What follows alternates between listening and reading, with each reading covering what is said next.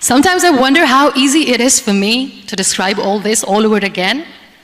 And somebody has rightly said that when you share your story and it doesn't make you cry, that means you have healed.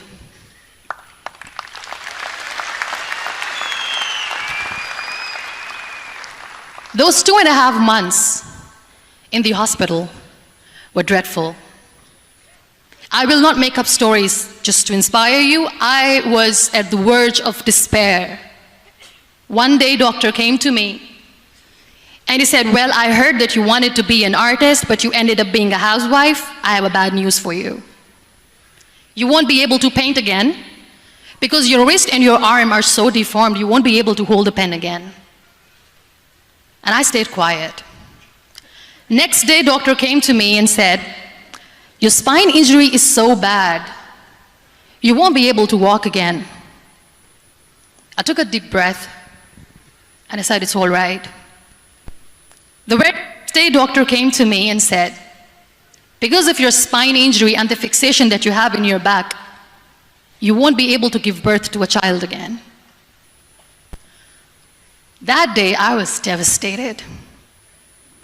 I still remember, I asked my mother, why me? And that is where I started to question my existence. Why am I even alive? What's the point of living? I cannot walk, I cannot paint, fine, I cannot be a mother.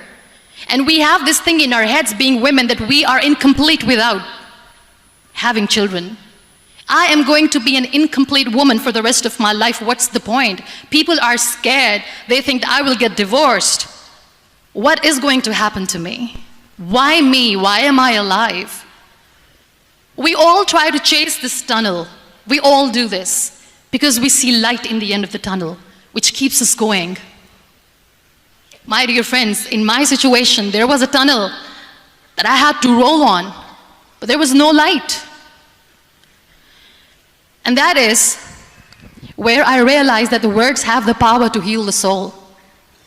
My mother said to me, this too shall pass. God has a greater plan for you. I don't know what it is, but He surely has.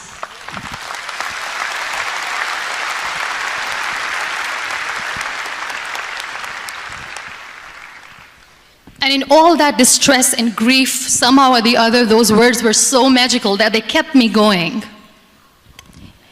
I was trying to put that smile on my face all the time, was hiding. It was so hard to hide the pain, which was there. But all I knew was that if I will give up, my mother and my brothers will give up too. I cannot see them crying with me. So what kept me going was, one day I asked my brothers, I know I have a deformed hand, but I'm tired of looking at these white walls in the hospital and wearing these white scrubs. I'm getting tired of this. I want to add more colors to my life. I want to do something. Bring me some colors, bring me some small canvas. I want to paint. So the very first painting I made was on my deathbed, where I painted for the very first time. It was not just an art piece or just my passion. It was my therapy. What an amazing therapy it was. Without uttering a single word, I could paint my heart out.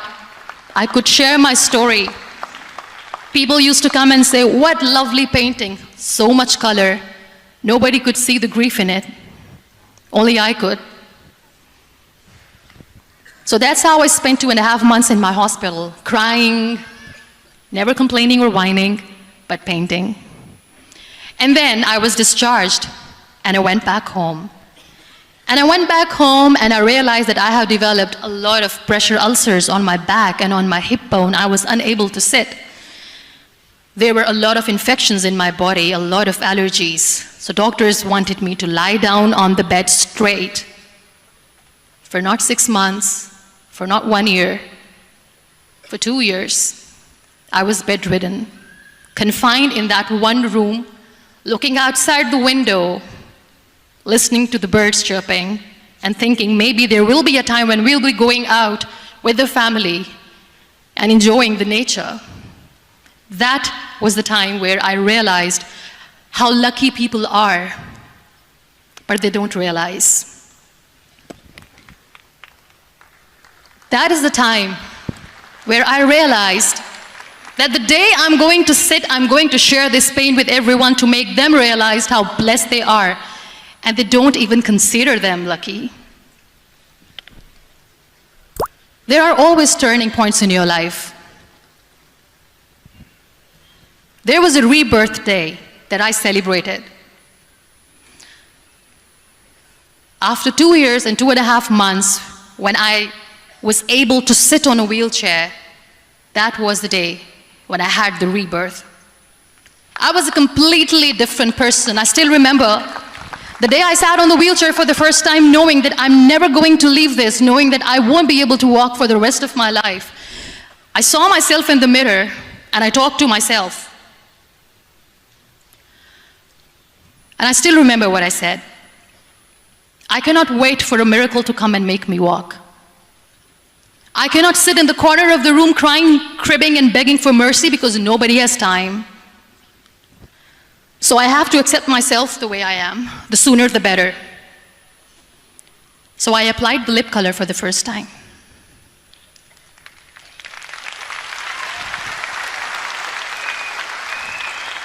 And I erased it. And I cried. And I said, what am I doing?